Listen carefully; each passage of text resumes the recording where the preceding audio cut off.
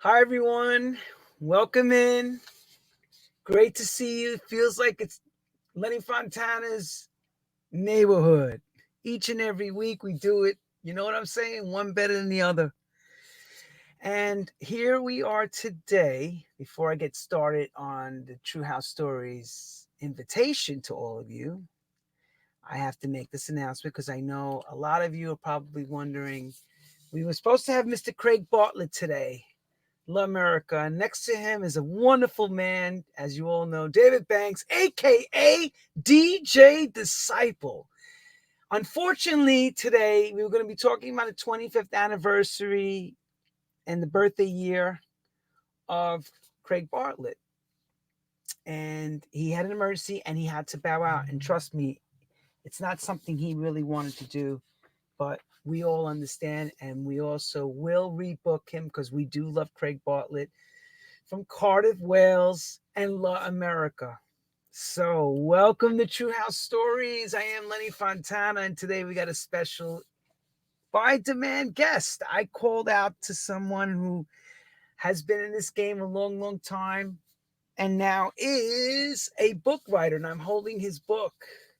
Okay, it's pretty amazing. We got a book here. We're going to be talking. I'm going to be bringing him up in a second. And he decided when COVID hit that a lot of these stories needed to be told, especially his story, starting from apartment houses in Farragut in Brooklyn.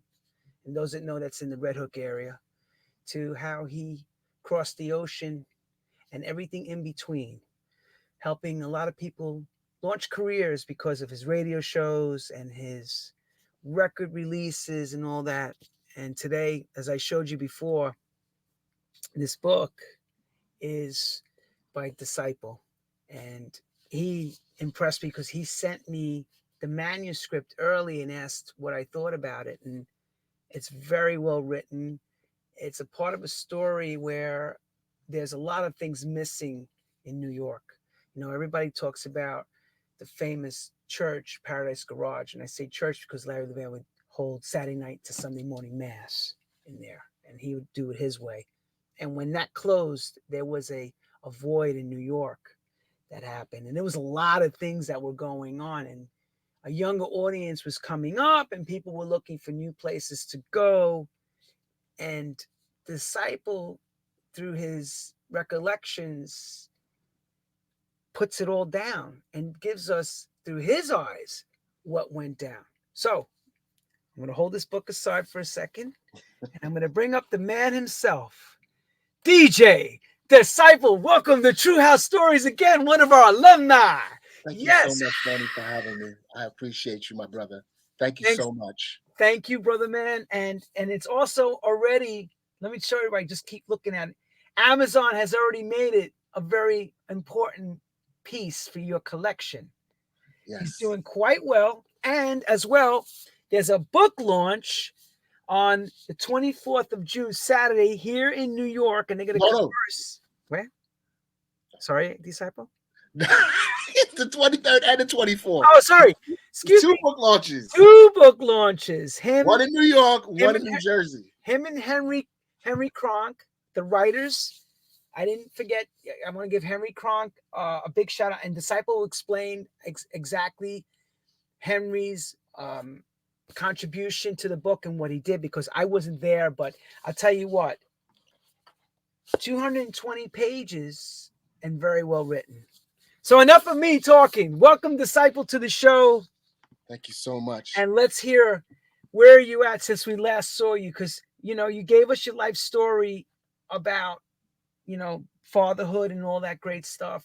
And still actively DJing X amount of nights a week in New York, in Brooklyn, and Manhattan. He's not playing around. He's still doing it stronger, better than ever.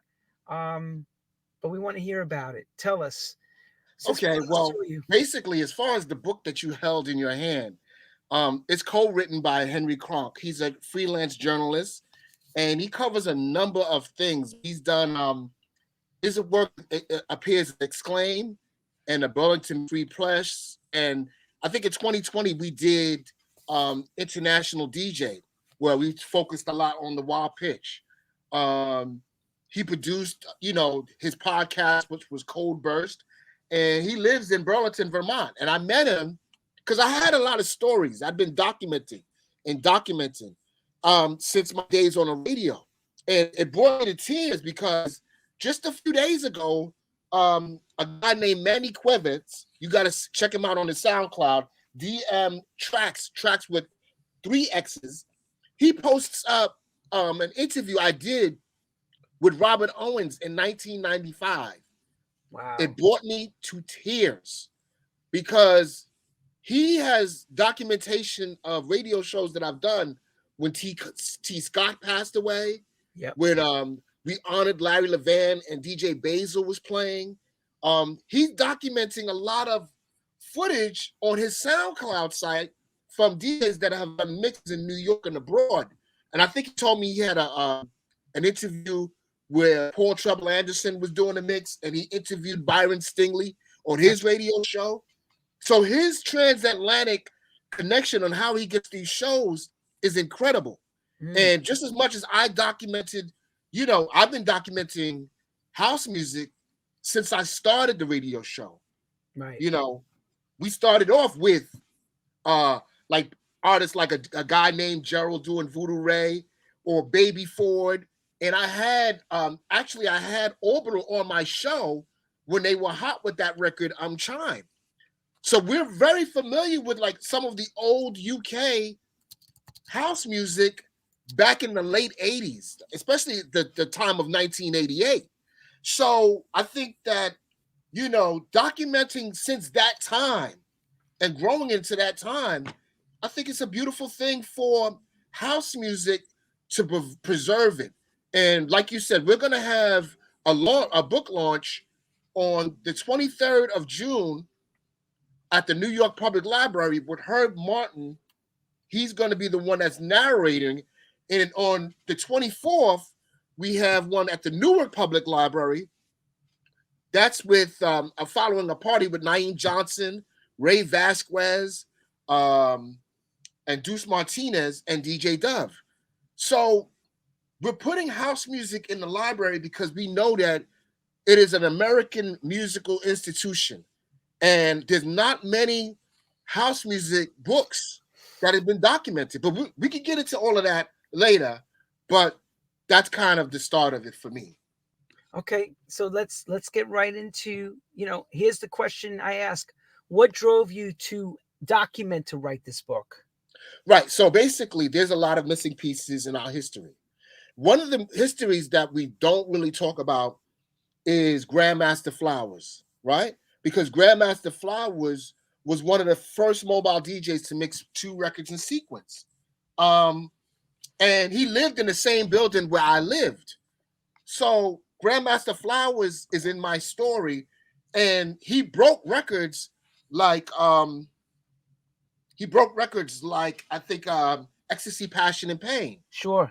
My brother was the bass player for that group when they toured with Barbara Roy. He also was a leader. He was one of the first DJs that I heard about that was playing exclusives because he would go down to 59th Street back in the day. We talking 1960s, 1970s. Right. And he would go to that 59th Street building where they had all the record labels together, and that's how he would have access to those promos. He also worked at Downstairs Records. I think Francois had also talked about his meeting with him. I had heard that, Francois was actually his drummer. And it's so funny how musicians and dancers are all connected to this musical movement, right? Right. It's so important. So I start off with recognizing him and knowing that, like, Farragut has a very rich tradition. It's on the same block of the Church of the Open Door. And one of the guys that was playing there, his name is James Missouri. He lived in 234, one of the buildings. And in the late 60s, he played for the Jubilee Chorale at the Church of the Open Door. Now, he's known by Nicky Ciano as the guy that sung on Proud Mary or Right On or Be Free, because he was part of the Voices of East Harlem. Right. And these were records that were, because they were known as a gospel funk outfit. And they were played by, Nicky Ciano, who was a resident DJ at the gallery. So gospel and funk music kind of always intertwined. And Mm-hmm. so following suit, my brother Larry Banks, he also played at the Church of the Open Door. And people remember the record Do It Properly by two Puerto Ricans, a Dominican, and a black man. Yes. Well, Tanya Wynn was the singer for my brother's choir, as was Mijan Owens. Mijan Owens worked with 95 North and Smack. So there's always been this connection with house music in the church, right? When I was growing up as a little boy, the Navy Yard was closed. The Brooklyn Navy Yard that lived next to me was closed. And so a lot of faith-based institutions started gathering up and collecting a lot of youths and utilizing them for, we had a Riverside drum corps. I was in the Streamlines. We had places like Dr. White Community Center and another faith-based institution called St. Anne's. And so as we discussed in the last time I was here, obviously that my brother played the bass. My brother Stanley Banks played the bass for George Benson. Yep. Kenny Carpenter lived across the street from me, and Strafe, introduced Kenny Carpenter into DJs. So hang on. So wait. So let me just tell everybody this. Kenny Carpenter became resident in Studio 54 in 1980. Strafe went on to do a big record called Set It Off that Walter Gibbons, if I remember correctly, mixed and edited as well. And that was like, if you want to call one of the first DNA of house music, I could really say that would be a record you would consider house music. And these are all the people living around Disciples Building in his area. So there's a lot of talent coming out of those apartment houses. Go ahead. Right. And when you think about St. Anne's, there's a guy named Jim Hill, and he came up in the 60s. He sponsored the free breakfast program at this church. Sure. And so he was some people say he was sponsored by the Black Panthers movement, but he was a social action minister who really gave out like free books, He started sports team and taught Black liberation and major influence. And he was somebody in our community. When we looked at him, we said, oh, wow, I want to give back too. You know what I'm saying? And there was another woman that was born in Farragut. Her name was Roberta Davenport. She lived in our building, and then she became principal of one of the schools in the community, PS 307, where my daughter went to and then graduated from. Gotcha. Incidentally, I was named Parent of the Year last year at that school, PS 307. That's how much I'm proud to be having this dad girl thing, going for myself with my daughter. If you see Disciples postings, you'll see a lot of that. He's got constant pictures. They're together. They're eating together. He's at the events. So we give him a lot of credit for being that kind of hands-on dad. He's very hands-on with his daughter.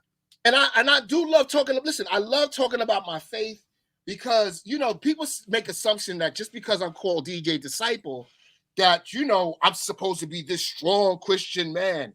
But, faith, like anything else, Lenny, it has its ups and downs. Sometimes you can have strong faith, and then you can go to having little faith and no faith. All right. So in your notes, because I'm checking, we talk about faith comes to Brooklyn. Right. So let's have that, how does that imply to where you're at in your life? Well, think about it like this. When I started playing the drums, you think about the house artists. How old were you? How old were you when you first started playing? I started playing like in my 11, 12. But when I started playing drums, I played a church called Greater Refuge Temple. So when you hear the song, There's Gonna Be a Lovely Day by Soul System, the singer Octavia got baptized at my church where I played drums at the same year while she was singing Mama, I Want to Sing. You see this connection with house music? Octavia Lambertus, everybody. That's right. She's baptized. Octavia Lambertus. Yes. And I did a record with her as well. The way that woman could sing her behind off. My God. And so what I'm saying is that, like, okay, in our faith, we practice in loving God because we know that, like, hey, you can have great faith, but sometimes you can look in the book. It really describes, like, when my mother didn't like church, we didn't connect with church. We connected with house music, right? But as I connected with house music, my faith got weaker. But then she discovered God, and her faith got stronger. But Right? how's that work? How's that work? You connected to house music, and she's connecting now to God. Because she came from, because what happened was, You know? her mother got pregnant at 14. Oh, she And my young. great grandfather was a minister. Uh-huh. So he kicked my great grandmother out out the house while Julia was just being born. So my mother had to go from place to place. This is in the book. She had to go from place to place. She felt ostracized. You understand what I'm saying? And then my father came from the war and so forth. So they had similar paths. Mm-hmm. And they they saw how people from the faith could get down. And they didn't really like it. They kind of frowned on, me going to church as often as I was going and the commitment that I was having. So how does that work? Did someone actually introduce? Because if normally your mother takes you to church. Nah, she wasn't having it. So who's the one that drags you to the church? Nobody. You know what it was? That's I fell in love with gospel music because of a drummer named Joel Smith, because I wanted to be a good drummer at the Riversiders. But my brother kept bringing these records home by Walter Hawkins and the Hawkins family. So I'm playing the drums. I said, Dad, this guy Joel Smith, he got some skills. And I said, okay, let me check this out. And so I started going to like different churches. One of the churches I went to was the Institutional Church of God in Christ. Mm-hmm. And I ran into this drummer named Gerald Haywood, and this guy was a bad drummer. Right now, he's still one of the leading drummers that's out here. And, that musical connection helped me discover. I said, first they got lured into the music, but then I started hearing the words, and it kind of touched my soul. Then you hear the sermon, and it kind of falls in that kind of gap. You know what I'm saying? So, Disciple, let me tell everybody, we're discussing the beat, the scene, the sound with the man himself, DJ Disciple. Yeah. And he's here bringing it with Henry Cronk. Of course, Henry couldn't make this, but he's going to be at the book presentations, the presenting of the book on June 23rd and 24th in New York City and New Jersey. And this is why today, thank God, there is a God, because he brought Disciple here to cover for us, because last minute, I got to give it one more time, Craig Bartlett had to step out, and we're getting a great story with our man here. And back to the faith now. Go ahead. So basically, a lot of people, right, for whatever reason, sometimes they feel left out in the church. It could be for one thing or the other. So when you think about Paradise, Garage, it helped unify a lot of different people. They fought when HIV and AIDS was out here. They had the gay men's health crisis, and they raised money to help fight against AIDS. Similarly to what we see, gospel singers that come from the church that sing. When you're thinking about Barbara Tucker, and you're thinking about all the singers from her ilk, Dawn Tallman, all of that, they inspired me and continue to inspire me when they put together, what Blaze did with the Underground Dance Artists for Life, which was a life beat organization, because they believe that house music is a utopian idea. Because when we think of clubs, we think of a sanctuary, right? That's right. A sanctuary that brings people together, and everybody becomes like a family. And like sometimes back in the days when you didn't come to the club, they'd be like, yo, where's such and such? I missed her, or I missed him. Because that's just and sometimes, you'll hear a song that touches you, right, that a woman or man sang from, that comes from the church. You don't hear that kind of song from the church. No, but not at all. You get the gospel song in your heart. They ain't even singing the song in the church. So hang on. So wait. Back in the day, Disciple Show was female artists screaming gospel tunes he was known for breaking those records back in the day. Connie Harvey. I mean, I could think of 1,000 names that were coming out of Jersey, all the Jersey underground house sound. And that's what we're trying to say. He sat in Hunter College in a station and in Brooklyn broke out a sound that was so underground, but then became overground. And that's why his book is what we need to all get our hands on, because he talks about that in detail. Right. And I'm saying, like, Daryl Pandy came from the church, right? Damn right. He sang for the Church of Universal Awareness in Chicago. when I fell in love with house music, you better believe, without a doubt, no doubt about it, that Robert Owens had me open from wide tap. From one tap, Robert Owens had me open. But he sung with James Cleveland in the Voices of the Cornerstone. That's So right. when we hear Chuck Roberts, right, he's taking a twist on a Christian text. He's saying, in the beginning, there was Jack, and Jack had a groove. Yeah, And from beginning this with groove came Genesis. the grooves of all grooves. And while they were viciously throwing down in his box, Jack boldly declared, let there be house. And house music was born. And you see, no one understands house because house music is a universal language spoken and understood by all. And how we understand that, Cashmere's putting out, Preacher Man. And so all of these groups are these interconnections with faith, with the church, but it brings a feeling of unity. Yeah, it brings a feeling of togetherness. And so that's what really house music is about. Now, we have different ideas. In the book, it'll show you, like in that text with faith, there's different faiths, there's different belief systems. The guy that introduces me, that gives me the sound system, his name is DJ Debonair. He's a Muslim, but he wanted me to succeed. I had a DJ that worked with me when I was doing Sapphire Lounge. His name is DJ Juwandi. He might practice Yoruba. You might have Amir Brooks. He might be. People have different faith, but with house music, everybody comes together, and That's that true because story of love that's is really what makes house music so strong. because we never ask each other what church you go to. Nobody No, ever we asked into that. the music. We all together because of the music. That's Yes. right. And the music, it'll help you. Some people, the music is everything to them because we had a whole generation. And I talk about Naeem Johnson in this book because there was a period where a lot of people didn't want to get high. They needed to stay clean and sober. And house music got them through that.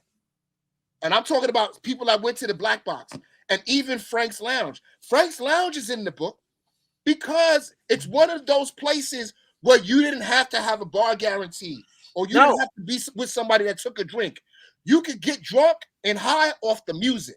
That's the connection that people feel as a family. Well, you know what? I will say this. Going out and hearing other guys play, I didn't need drugs. That music lifted you out of the room when you were dancing. It's the way it is. The music is what is the high. And sometimes the social dynamics change. You know what I'm saying? And for me, my social dynamics changed also in 1990 because I sat under many times. I walked into tracks and I sat by David DePino, sat down, listen and learn. I would go upstairs and hear Danny Crivet upstairs at tracks, sit down, listen and learn. Sometimes come by to see Junior Vasquez, go sit down, listen and learn. Because the art of DJ is not all about trying to be a superstar. It's about discipling yourself to become a better DJ so you can help spread the love that house music. And there's never been a music that's been together so much since Woodstock. Since that's become from house music. We know that. Well, there's so many subgenres now from the house music. Right. So many subgenres, which I don't like. Right. I understand. But here's the other thing. I like it being, you know why? Because to me, good music shouldn't have a sub. It should just be what it is, great music. Right. Not, it's got to be this way. But here's the other thing that house music did, right? It desensitizes all the taboos of the LGBTQ community. Right. It's just wholly different. You don't mind going to a house music club. Somebody's got whatever their sexual orientation was. You can have a conversation. You can have a talk. We can embrace each other. We can show love and love each other. It's the only music in the world that desensitizes anything related to what your sexual orientation was. That's why we love this music so much. It didn't matter. Yes, it didn't matter. Did you hear me? I'm saying it didn't matter. It wasn't like we were being judged, and it wasn't. You had to be rich or poor. Right. It was you were there for the same common cause. So that's why you still have that passion in you today. Yes, and you know what? I'll tell you something, right?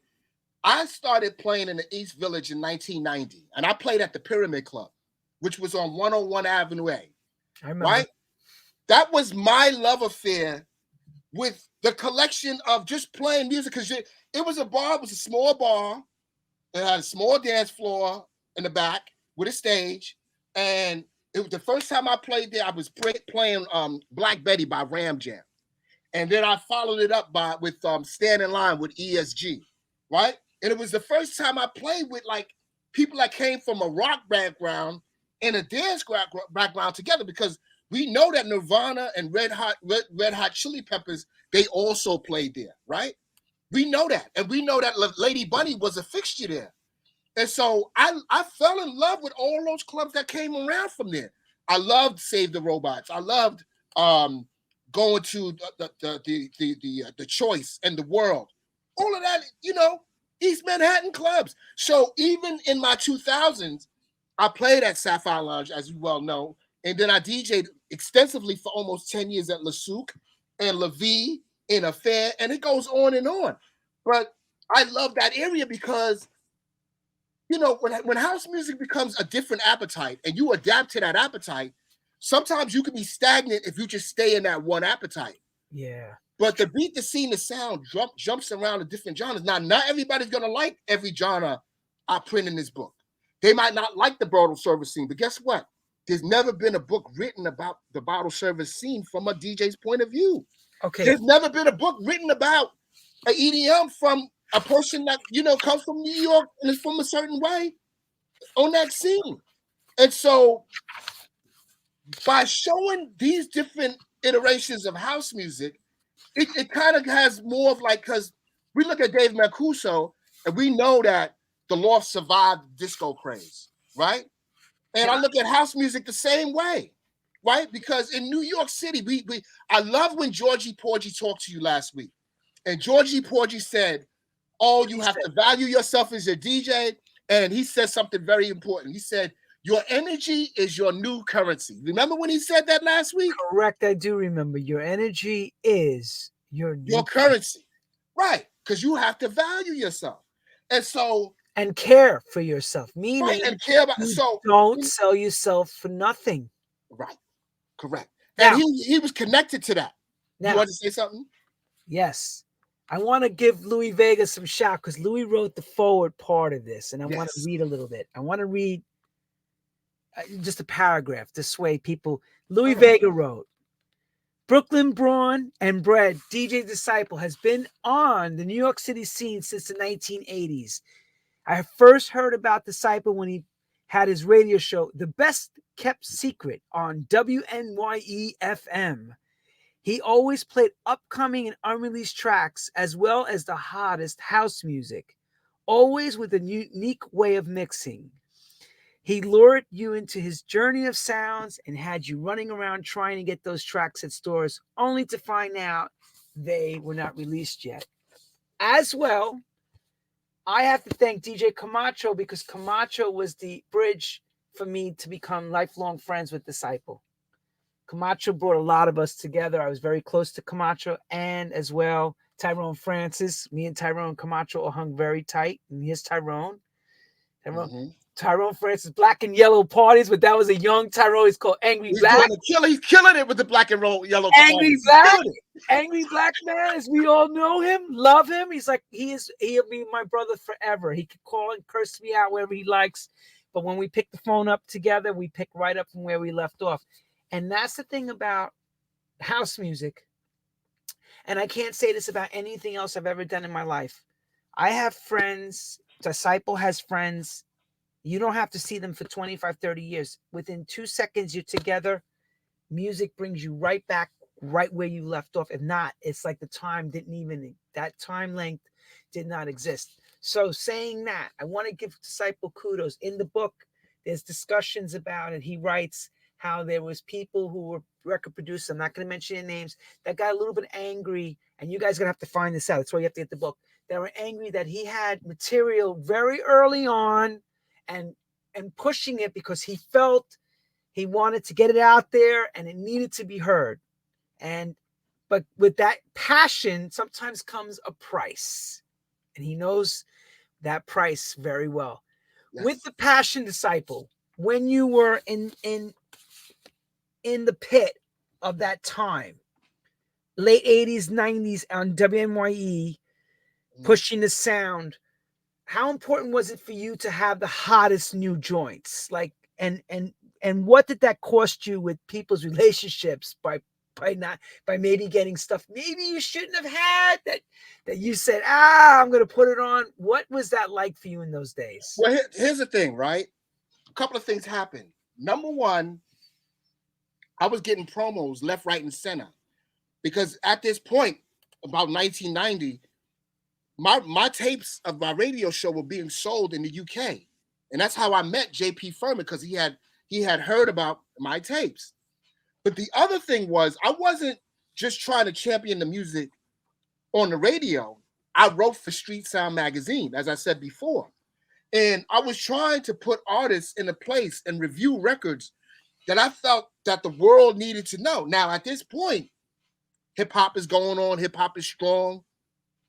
But when you think about Kaleem Shabazz and Kim Lightfoot, and a lot of people that on parties like Herb Martin that kept their parties going, one of the things that we have done as New Yorkers, and we still do today, that Georgie Porgy talked about, was that we all built our own ecosystem. And this is going on today. When you hear about my friend Louis Vega with Kevin Hedge had roots in Cielo. They built their own ecosystem. When you see Tony Touch and Voodoo Ray, they have the funk box. You got Ian Friday, DJ Ceres, Stan Zeff is bringing a lot of collective DJs together. Even my friends, DJ Aquabeat, all these DJs build their own ecosystem. When I look at Becky Nunez, an amazing promoter, she's bringing different DJs from different backgrounds. And more importantly, what we don't really talk about is the women in our scenes, the DJ Nubians, the Shonda Trents, the Natasha Diggs, the Remarkables, the Risa Garcias. These are women that they're not just breaking open the doors for other women, they're crushing it. They're smashing it. When I hear a good room set from a Risa Garcia, or I see a DJ Remarkable, Donna Edwards has always smashed it. MK has always smashed it and built their own ecosystem. The women in our industry have played a vital part. The radio show that I played on, it wasn't just about pushing the tunes, but my mother, who I connected with in house music, also pushed me to have women in position to succeed in this industry. My mother was responsible for that, to make sure that we had a show where women could be present, and because they are an important part in our scene. We just look at women as managers, or we look at women as like that's influential, like Abigail Adams, that did moving records, that helped do licensing deal and help build the New Jersey coalition so that this way events don't conflict with each other. I hope I'm not getting too deep here, but women also play such an important part of our industry, and they continue to break inroads for other females to do what they do, and that has made the scene better for it. Yeah, Mic drop. Boom. And that's it, all folks. I gotta thank some. Let's just leave right now. We'll leave it right there. I gotta thank David Morales last week with Sunday Church Mass for having me as a guest. What a great time on Twitch. Always follow our man David, official David Morales. He's doing it each and every Sunday. He never misses a beat. And also Hector Romero. It was wonderful playing on the show. I want to give faith. When we talk about in faith, in God's faith, we also want to give Faith Magazine, Defected, a big thank you and a shout out. They're talking about Tony Humphries this month, House of Extravaganza, Underground Network, which is a big, Disciples just mentioned about women. Barbara Tucker, a woman needs to be heard. She lets her voice be heard through music and her preaching. And as well, I'm in this article, a shameless plug, and Journey into Sound. And please get your free copy of Faith, and also on Amazon. Let me go to the Amazon link. I wish I had a secondary operator. On WNYE, he used to have his I remember he used to have that girl sing. What was her name? Diamond. Yes. Darlene, there was Lachey. Yeah. He was also on the show. Oh my God. She be there greeting everybody. So look at this. Hot new release. Best-selling new and future releases right there. The beat, the scene, the sound. Get your copy on Amazon. Remember, DJ Disciple. The beat, the scene, the sound. When your mama told you that women were important, did you really at first believe that? I knew it because the bottom line it was women were leading me into prayer. And I still do prayer meetings now in the church that I go to. And it's because of the legacy that my mother left behind. Because nobody goes to church because we're perfect. We go to church because we're forgiven. Right. That's what We we don't go to church because we're perfect. We go, and it's the same reason why we go to the club. We don't go to the club because we knew that we got high the week before, and we promised ourselves, well, maybe this time I'm not gonna get high. But if I And get high, sometimes we overcome that, and we got the strength to overcome it because we get it through the music. So when you really look at it, like, you know, on a UK side, and we talk about our connections of the people that's instrumental with having me over. And I think of Deli G and let's give people Deli G from a the big Lakota plug. and Bristol that's still going strong. Hold on. Deli G called up a little while ago. He wanted us to let us know, let everybody know out there. Saturday, 22nd of July, Disciple that returns back to the UK to play. He's coming back. How long has it been since you've been out there? 14 years. The last gig I did was Say that for again. Wait, I'm sorry. 14 years. 14 years. 4-1-4, everyone. He's coming back. People don't know who I am anymore. It's like, who? Disciple who? If you don't got that hit record right now that's bubbling, it's like out of sight, out of mind. But that's the way the game works. And you got to charge it to the game. I mean, I thought I was never coming back to the UK because I'm a girl dad. And I'm proud of that. And I don't, I work a lot hard in my community. I wanted to kind of leave it like the way it was. Like, everybody was high on the music when I did my last set. And I just wanted to leave it nice and tidy like that. But I think that, in trying to get this book in libraries, to try to get it in outlets, I'm just trying to say that this is history. And that, my stories might not be glaringly like, there's some drug use in the story, I'm sure, but it's really just showing our contributions. It's showing as a New Yorker from the social justice point of view, what we had to go through the AIDS epidemic, through the crack epidemic, through the broken windows policy, through all of that, which you had to go through in New York. So there's a social justice angle to this book that people may not understand in the UK, but they'll understand the story. Okay. So, one of the road warriors I know in this game was this man right here. I mean, when I mean road warriors, because, a lot of UK people watch this show and Europeans. How does the book talk to them? Because you talk a lot about that part of that as well. That's an important part of your life, what you did in the UK. So basically, we talked the last time about, the plane crash incident.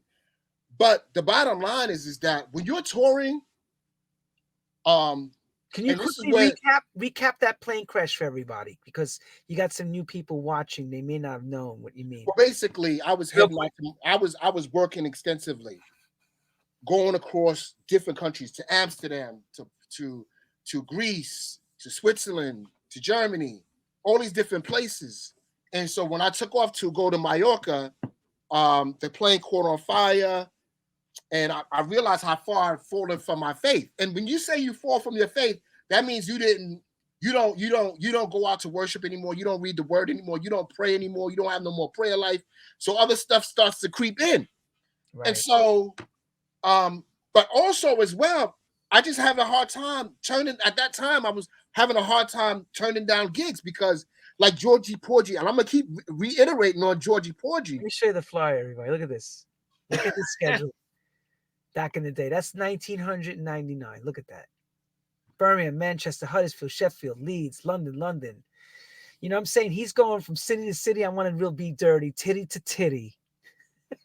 Right. And so basically, Lenny, I didn't mean to because we're both fathers. We're a lot older, but I would have said that back in the right. day. And so basically, you know, when you're dealing with that level of loneliness, seriously, when you're dealing with that level of loneliness, if you don't have the right agency riding with you, and they just, you know, they can chew you up and spit you out. If you don't have the right agency, you know, sometimes your credibility could go out the window, and sometimes you can go through an episode of mental health issues that you didn't know existed. Just the loneliness of just seeing airports, hotels, and cabs on a regular basis, and you having to deal with maybe the promoter is not going to pay me the balance of the fee. Disciple, Maybe, did you have when with the plane crash? Did you have an actual mental breakdown? I felt that, yes, because you know you get to a point wherein, You know what I'm saying? Like a real like. I mean, like I'm going to bring up Sam Devine. She was just on the show. You want to talk about females? I watched it. Okay, Sam Devine mentioned something that she never mentioned anywhere else. She said, well, exactly, if I remember correctly, in the sequence of events, COVID hit, everything came to a complete halt. I hit rock bottom because of the emotions, which brought me to a mental breakdown, which made me go to a suicide event. You know what I'm saying? We're not talking that happens to everybody, Right. but there is life-changing moments. A plane going on fire and crashing is not something I would like to say lightly. You know, Well, it's here's the situation, Lenny. Check this out. you know what I'm saying? Let's Finding say, for God. instance, let's So say, you're in the seat going, "Oh my God, God, please let me get through this. God, please let me, please." You know, right? Come on. I mean, sometimes it don't have to be as serious as a plane crash. Sometimes it can be as serious as this. Go ahead. We see Louis Vega. Yep. He's an amazing DJ. He's playing all these different places around the world.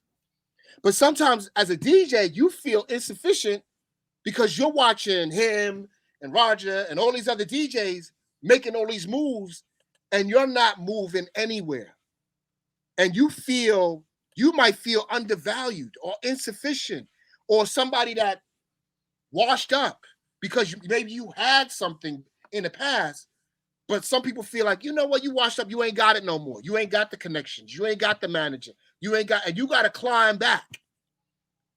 And you fall into a depression because your money value has fallen.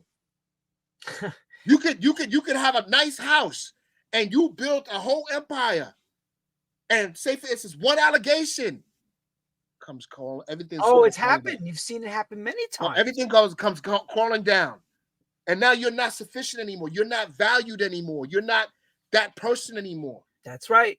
And it's about, what do you hold on to when that doesn't happen to you anymore? For me, my faith kicked in. But for some other people, they might have something else that helps them, that self-esteem. And you can get low self-esteem in this business. When I was doing the bottle service scene, there's a lot of guys that come out and say, listen, I know Disciple's talented, but I got a bottle and I got 30 people that want a table. What we doing right now? And do they value the music, or do they value what they're going to get paid at the end of the night? Because that person's going to spend a few extra $1,000 more than what you would pay a DJ for free that would pay those people. So navigating through all those situations mentally as DJs is things that we have to confront, that we have to deal with. Look, we came up in the drug era. Oh, right? So you faced that situation before where you might know an undercover cop. He might want you to do a bust and buy, help him with a bust and buy. Then you in the area, the guy that you know play, he knows you play at the club. He want to hang with you so he can sell a drug. That's right. Then I'm the token black guy in the club. They want to know where they can get the drug. Meanwhile, the DJ that you're playing for that's opening for you is selling the drug. So you got to navigate. constantly through situations where you play for a DJ and the DJ that's playing before you don't have the etiquette. And he's going to play all the hits. And when he plays all the hits, all his people that he grew up with leave. And it don't matter what you play, it's never going to be good enough because you didn't bring the people to support you. That's right, because it's not your people Right? there. That's not your people. That's some bought. That's some bought. As I call it, Right? a So it's sellout. a lot of there's some dance floor politics because he knows So his crowd, disciple, wait. In and the he book, don't want to make you look good. wait. In the book, disciple speaks about it. I remember reading this part because I read the book really well. That he actually put in, if I remember correctly, he put an ad in Craigslist for women dancers to bring Yes. his own dancers in the club. So he had his people guaranteed to lead the flock. Yeah. So as he DJ'd, he had his people dancing, and it brought more and more and more. So Yeah, he Craigslist dances was important because right, what Craigslist dances did was, first of all, I'm in my late 30s and 40s. I'm not trying to go out to meet some 19, 20, 21, 22-year-old and try to convince them to come hear me DJ. They're gonna be like, who's this old creep coming up to me telling me he want to go to a party? yeah, really, So I hired party motivators. right. And I put up in the Craigslist ad, hey, there's no nudity, there's no stripping, just come with some energy and just dance. You get this amount at the end of the night. Bring a friend. Well, if 5 girls or 6 girls bring their friends, that's 30 people. So now when the promoter want to leave with his people, because a lot of times this happens, especially in the bottle service scene. Yep. The regular people will be there. The bottle service guy or the promoter would leave with all his people. So all the other people are gonna leave. Right. So what winds up happening is I hired the dancers. Oh, the people stay. Oh, Because they some have other new people. promoters Yeah, now because came there's in. people there. There's people there to stay dancing. So that makes you kind of in a situation where you become unfireable. Right? So you become that, and then other promoters see that, then they say, oh, well, you can work at my establishment. So as I said in the first interview, I did work in the scene nonstop from 1998 all the way up until 2017, 2018. Disciple brought something to my attention, and he reminded me about this. And this is part of the reason why this book has been written. Let's look at this for a second. He brought this over to remind me about this today and asked me my views about it. I have my view. I've always loved black music, and he knows that. He played a lot of my music on his show, so he knows my love in my heart. But there's a real reason he brought this up. There's another reason why he wrote the book. There's all these pieces. He's tying them together. Where does that bring us? Dance music is black music. How do you feel about that? And why is that important for that message to be clear? Well, when DJ Magazine brought that out, right? Because they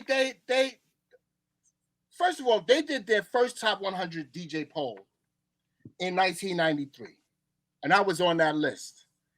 And being on that list helped me. It profoundly helped me. Okay, it was an in-house list that was chosen for DJs that had the great skills and they knew how to move the crowd. But as the poll got famous and the EDM started creeping in, the trance started creeping in, people was feeling like the list was getting whitewashed, right? And in 2018, they did another list, because they see that they was lacking diversity, and they made a pledge during the George Floyd situation to support the grassroots initiative with business practices and polls and awards and live events, right? But what we're seeing in New York City is that, like, even though they're doing that and they're bringing awareness to that, and we appreciated that, I also appreciate the hyper development of nightclubs that are going on in New York City. You got your silos, your knockdown centers. It's an exciting time for DJs to break open and follow new scenes. Because some people follow scenes and not clubs, and vice versa. Some people follow clubs and not scenes. And so what Georgie Porgy was saying last week was like, we need to support our own ecosystem. So now we're seeing like Lil Ray go to Jamaica, or we'll see other people go more to the Caribbean, because since the start, house music has always been infused with Latin and Afro rhythms. The Caribbean And so, and the Caribbean rhythms. Yeah. So now we have our own language of wherein even with the ages, there's more people that's going out that's in their 50s and 60s that can find healing in the music to help them live longer, right? You see Marcus White do Tulum. He's doing all these yoga parties, right? There's people that's doing ancestral parties because house music is forever fusion friendly.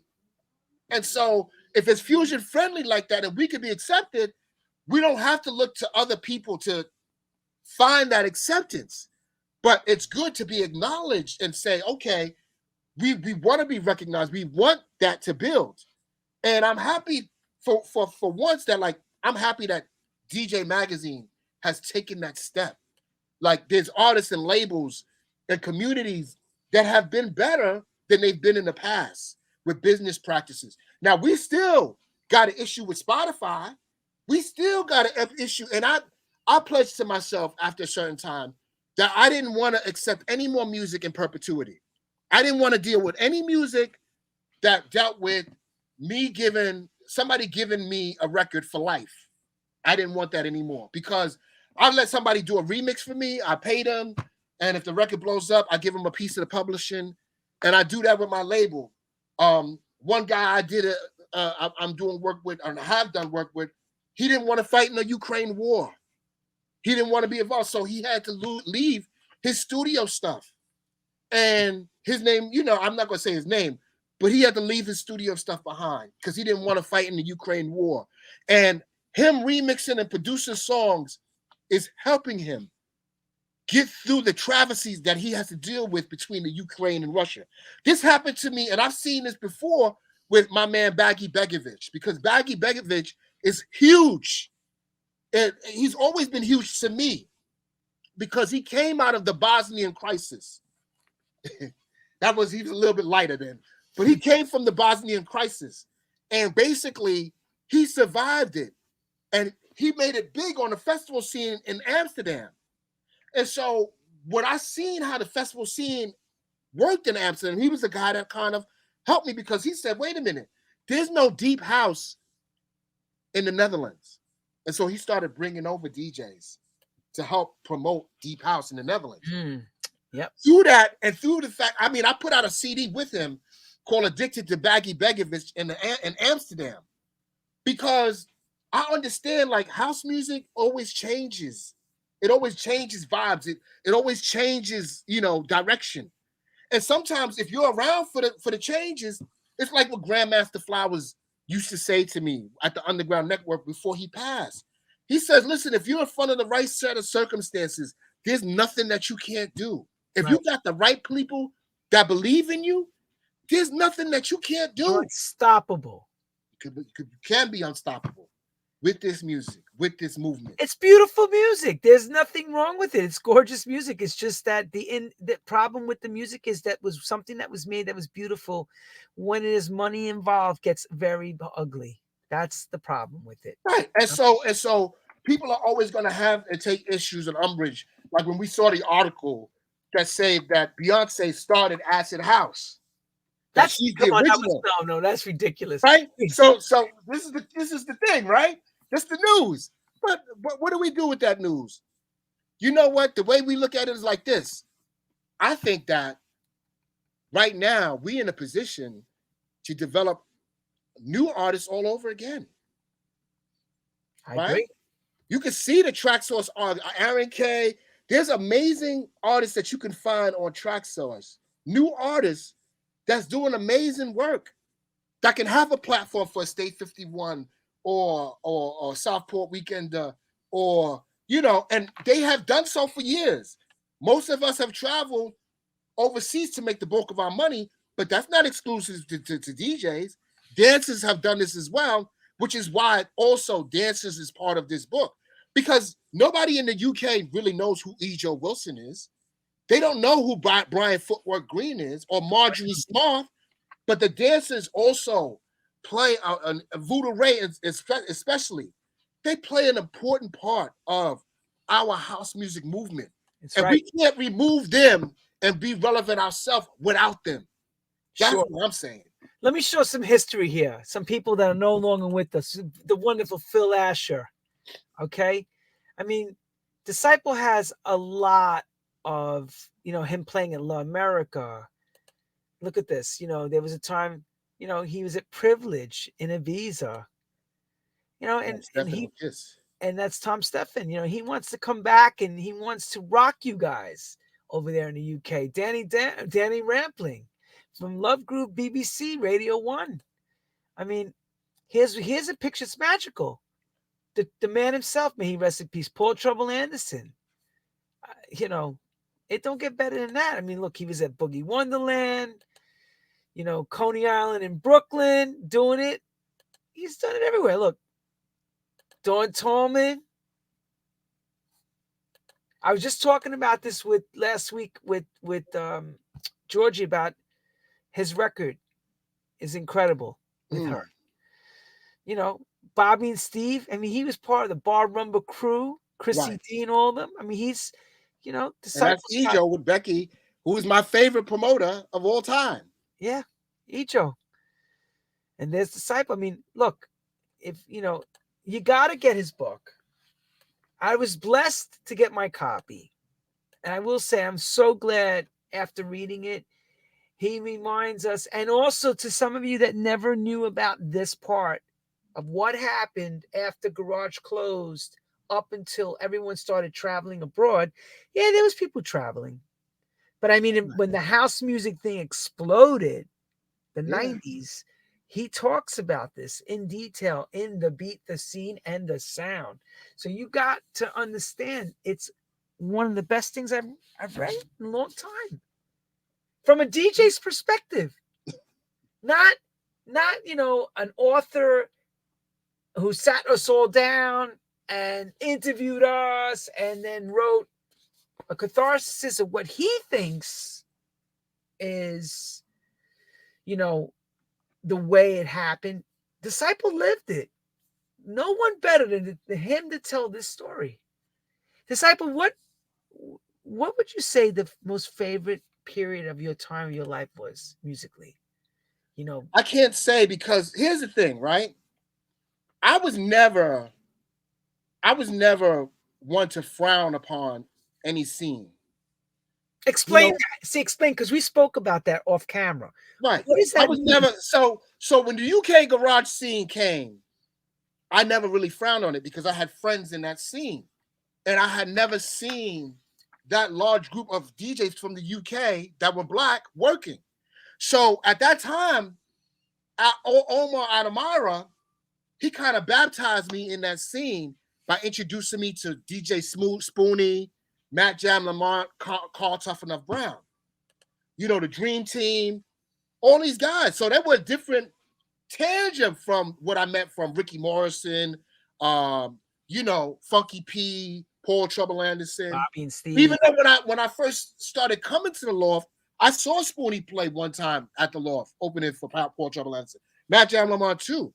But going to Legends and going to certain London venues, it kind of opened me up to like, okay, I could ride with this. But more importantly, I appreciated, at first I didn't, but I learned to appreciate the MC culture in the UK garage scene because it reminded me so much of when Flowers and so many other DJs back in the days used to rock in the park and they used to have the MCs.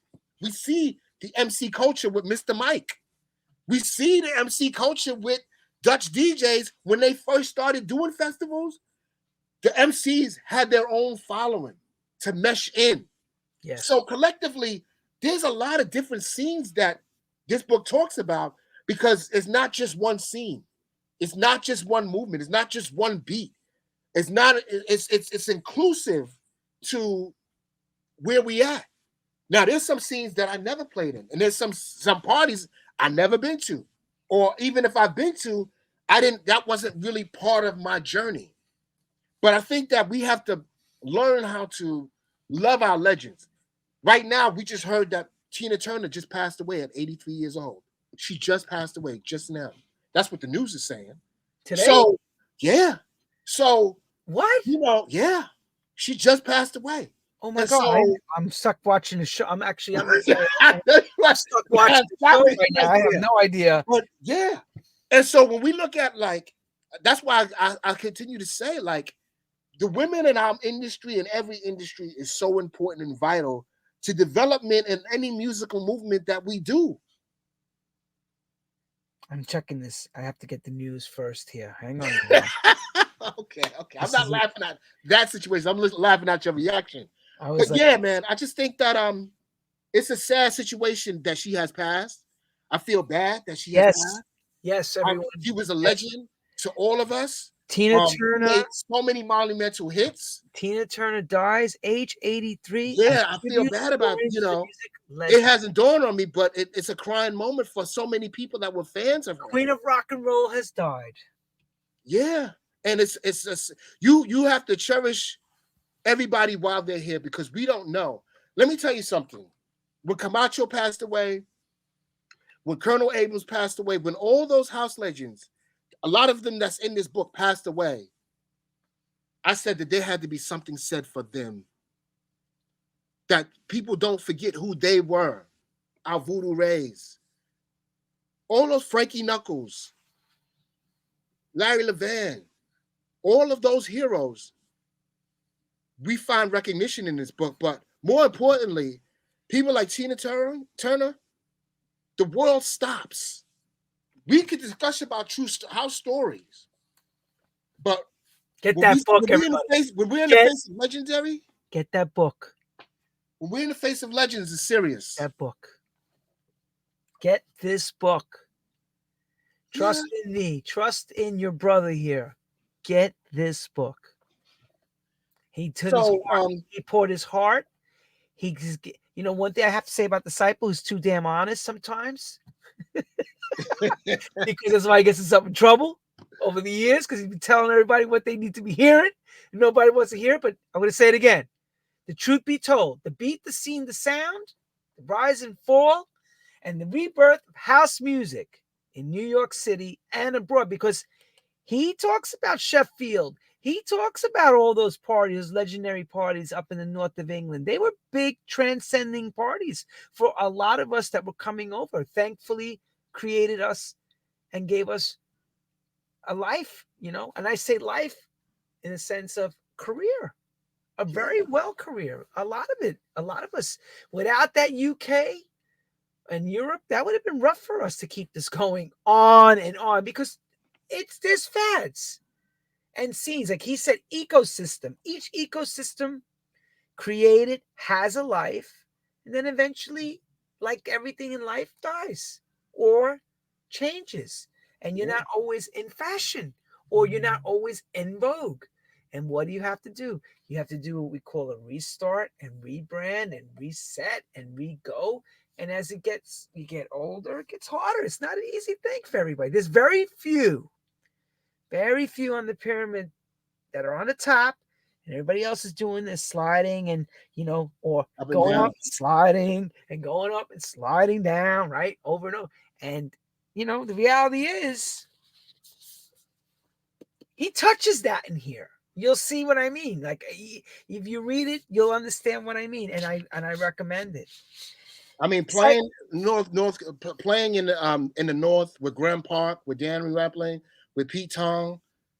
Those were memories that you never forget as long as you live, because those are DJs that will always be held in high esteem. DJ Paulette, Smoking Joe, all those DJs are always held in high esteem because of their contribution to house music in their fields.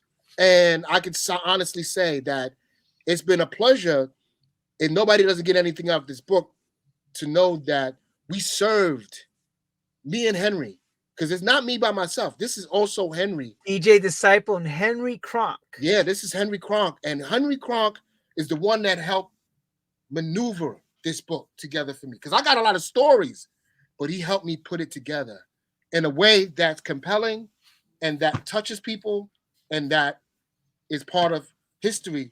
Come June 23rd and 24th in the New York Public Library, that's where house music be. In the New York Public Library and in Newark, New Jersey Public Library, we will make house music history for sure. And don't forget the after party to rock your socks On all night 24th. long, 4 p.m. to 10 p.m.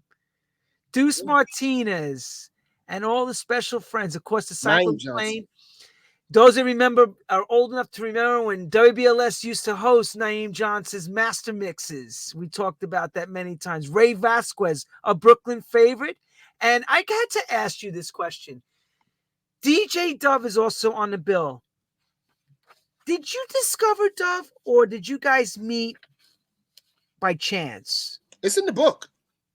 That's what I mean. But the thing about Dove, the thing about DJ Dove is I just did a record with him that's charting at Track Source right now as we speak. The record is called To the Deep. And somebody special is doing the remix that you wouldn't believe is doing the remix of his record. I ain't gonna say who it is, but DJ Dove is an amazing talent. He's my friend for life. He's, he's like, me and him are like this. And so DJ Dove he's the one that helped introduce me to a lot of things. I put him on the music, but he put me on to certain scenes that I'll never forget about. And he is in his own way legendary.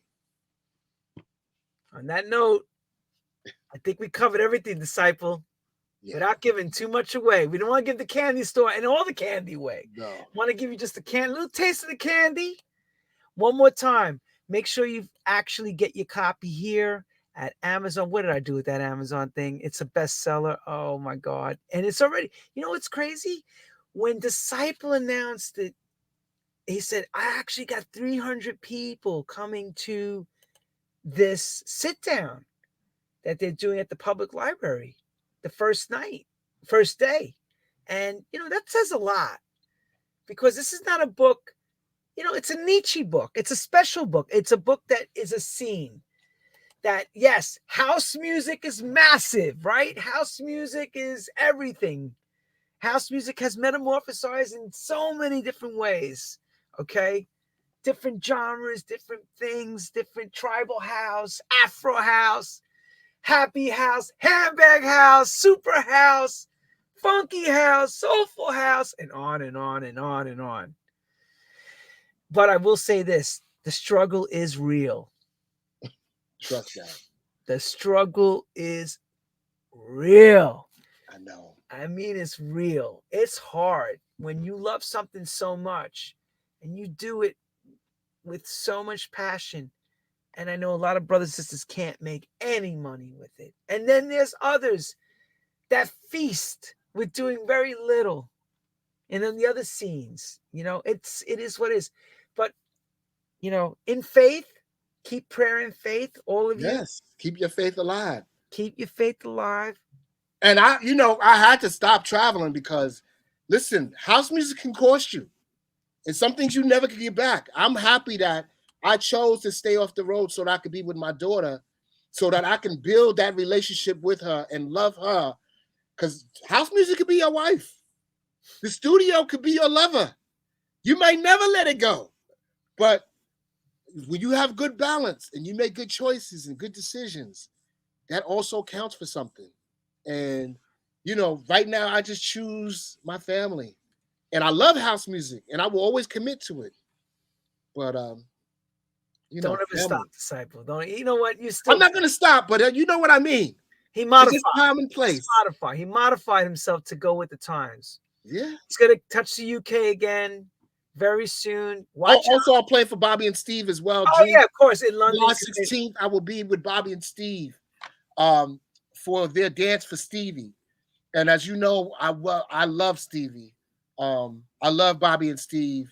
They helped me in the UK scene. They helped me with a lot of different places that I've been in my life. And I owe them all the gratitude. But once again, to everybody out there, deep condolences to Tina Turner. We are so sorry that she has left the plane, but she has lived an incredible life. and inspired every one of us. Yeah, telling you, they can't. You can't. I watched her, and it's funny. I watched her documentary. It's very well done. And those also been also during this week talking about books and docs. This past Saturday night, we watched the Donna Summer documentary too. That's a whole other thing from the family's What did perspective. you think of that documentary? Okay. From the family's perspective, I thought it was very well done. From the industry standpoint, they left a lot out. Okay. You know, they left a lot out about the DJs that help break the records, the actual albums themselves, the sequencing. They spoke, and I can understand the daughter, Brooklyn, and the older daughter, Mimi, really put this thing together. So you're seeing it from the visualization and their eyes. I They're not think, yeah. they're not going to know all the ins and outs of the industry stuff. Okay.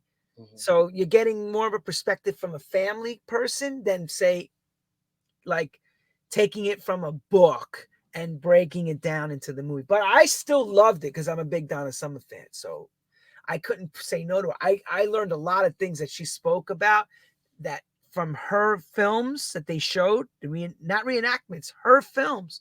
It was pretty impressive. But you know, you get people I'm watching on Facebook, they're saying this was not right. This should have been I said. think that it was, I think, in my opinion, I think to a certain, if you look deep into it, I think it was cautionary. And sad. Cautionary. And Not very sad, but just very cautionary. Because there was things said, things done that leads to say, you gotta be careful about how you move in this direction. yeah. You got to be careful about what you say in this direction. Especially, You should be able to show this in this direction. So it does give you some cautionary steps as an individual that you need to take in order to become a better person. mm-hmm. And I think that we can all learn from that. But we also admire the accomplishments and achievements and the things that she's done that no woman has ever done. Be the first one to be on MTV, the Oh first yeah, first black woman to be on. dance artist Yes. to break through. I've said this, black dance artist Yeah. on MTV, which was Spandu Ballet and all these white UK groups coming. She pops through. Yes, of course, she's iconic. Yes, she's the girl from 1977, 79, 76, 75. We got that. But it's her and not someone manufactured like an ABBA. Right. You know what I'm saying? It was Yeah. her. Come on. Like she said, what's the odds? And this came from her own mouth. It's 1,000,000 to 1 for a black African gospel singing girl to go to Germany, make it in Germany, and be imported like a European import. And it goes back to what we first talked about too. Gospel. It's really about talking about somebody that came from the church. Right? One get church. Right away. They came from the church, the Sylvesters, the Donnas, and they touched you and they Okay. gave you that song. You couldn't get it in church, but you got it in here. And they extended that to you, no matter where you came from. Hell yes. Amen. Thank you, disciple. Get his book. Get his book and follow him. And also send him some mail. Say to disciple, we want to see you out more playing around the world. Bother him. Get him. Make a clap for this. Make a clap. You know what I'm saying? He's got to make him come out and make him do his thing, because he is magical behind the wheels of steel. He has not lost it. He's still got the energy of an 18-year-old. He's crazy. He's nuts. And that's why we love Disciple. Congratulations, my friend. Much success. One more time. The beat, the scene, the sound, the recollection. Thank you, Louis Vega. I love Louis Vega for what he's done. And Roger Sanchez and yourself. And Mickey Affleck. I have to say, Mickey Affleck. Where is Mickey? She is that woman. She's coming, y'all. She's coming. She's coming for y'all. She's coming. Mickey Affleck. She's coming. She's coming for y'all. Becky Nunez is coming. Yeah. Get your copy. And thanks again. Next week we got Terry Spanman, Deja Vu. Deja Vu. And I played there before. I love Deja Vu. I know you played Deja Vu. Woo! And that's what I'm saying. Terry Spanman wrote something I saw a posting. He said, I was working in Ibiza. Don't tell me about age. Age is a number. I was working 26 hours a day. And of course, it's only 24. And I worked my behind off, and with the passion and love, I didn't even feel it because I love so much what we do. So don't come without telling us that we're getting old. We're getting better. Yeah, I mean, I still got videos on YouTube of me DJing at Deja Vu. Yeah, show them, everybody. And Ho. That's no joke. And they Deja know Vu's their a music. bomb. Deja They Vu. know their music in Ho. I know. Ho and Leeds and Woo. Schefter. Big shout out to my boy Tony Walker. You know, I'm still Sheffield. looking for him, but big shout out to him. You know what I mean? Me and Tony him, we did crazy things together, obviously doing a radio show. I'm the first American DJ to do a radio show in the UK, all on the whole of England.